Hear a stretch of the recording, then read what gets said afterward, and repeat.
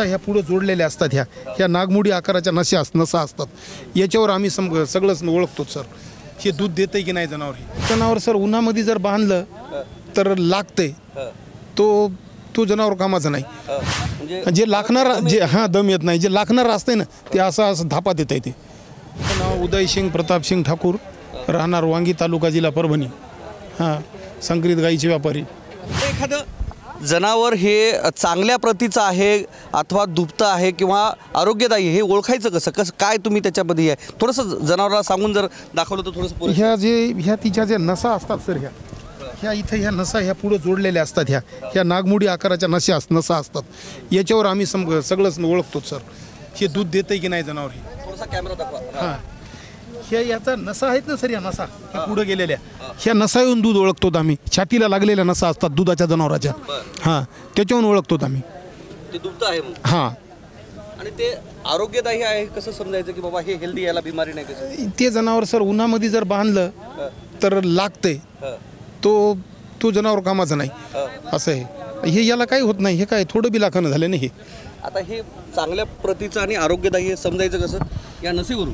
नशेवरून. आणि हे लाखत नाही जनावर. हे जे लाखणार जे दम येत नाही, जे लाखणार असते ना ते असं धापात येत आहे. ते असं आहे. ते त्याच्यावरून ओळखतो आम्ही. बाकीचे इतर कोणते लक्षण आहेत जेणेकरून ओळखल्या लक्षण जायला पाहिजे. आता हे गाईचं झालं. बैलाचं स्वरूप कसं ओळखायचं एखाद्या बैलाचं. बैलाला काही होत नसतं सर. ते खिलार टाईप जे बैल असतात, जर्सी बैल असतात ते बैल थोडे लाखालाखी करतातच. पण हे आपले गावरान बैल लागत नाहीत सर ह्या उन्हामध्ये सुद्धा. उन्हामध्ये हे होत नाही. नाही ना. आणि एखाद्या म्हशीला जर ती दर्जेदार आहे ही ओळखायची कशी. ते सर आपल्या इकडला माल असला तर ती लाखत नाही, काही नाही सर. आणि तिकडला विदर्भातला माल, खामगावचा, नागपूर, चंद्रपूर, चोरटा बाजार, तिकडला जर माल असला तो लागतो माल तो. त्याच्यामुळे शेतकरी खपल्या जातो सर. बरं, संकरित गाईचे किती प्रकार आहेत आणि देशी गाईचे किती प्रकार आहेत थोडंसं. देशी गाईचे 4-5 प्रकार आहेत सर. गावरान आहे, काँग्रेस आहे, देवणी आहे, त्याच्यामध्ये गीर आहे, त्रिवेणीमध्ये गोकुळ आहे. अशा गाईचे खूप प्रकार आहेत सर सांगतात तसे तर.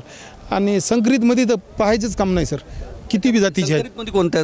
अमेरिकन आहे, जर्सी आहे, गिर क्रॉस आहे, त्रिवेणी आहे, आणि एचएफ आहे, एचएम आहे, होस्टन आहे. अशा 10-15 जाती आहेत त्याच्यामध्ये. आता दर्जेदार आणि तिचं दूध आरोग्यदायी आहे आणि आपण ज्यामधून आपल्याला हेल्दी असणारं असं दूध मिळतंय अशी जी जनावरं आहेत ती कोणती घ्यायला पाहिजे. देशी जनावरं सर. देशी हे शेतकऱ्याचे दूध विक्रीसाठी हे कामी येतात सर. आणि घरी जर हेल्थसाठी आपल्या दूध खायला जर घ्यायची असेल तर काँग्रेस जी लांब कानाची आणि ती मोठ्या मस्तकाची असते ना, ती मोठ्या शिंगाची ती, आणि गीर. आणि म्हशींमध्ये कोणत्या म्हशी असतात आणि कोणत्या घ्यायला पाहिजे. म्हशी सर जाफर घ्यायला पाहिजेत. प्युअर असतात जाफर, जातीवंत. दूधवाल्याला बी चांगलं, शेतकऱ्यासाठी बी चांगलं. त्याचे पुढे चलून बी पैसे येतात. ते मुर्रा फिर्रा काही कामाच्या नाही सर. प्युअर जातीवंत म्हैस म्हणल्यावर. म्हशींचे कोणकोणत्या जाती आहेत.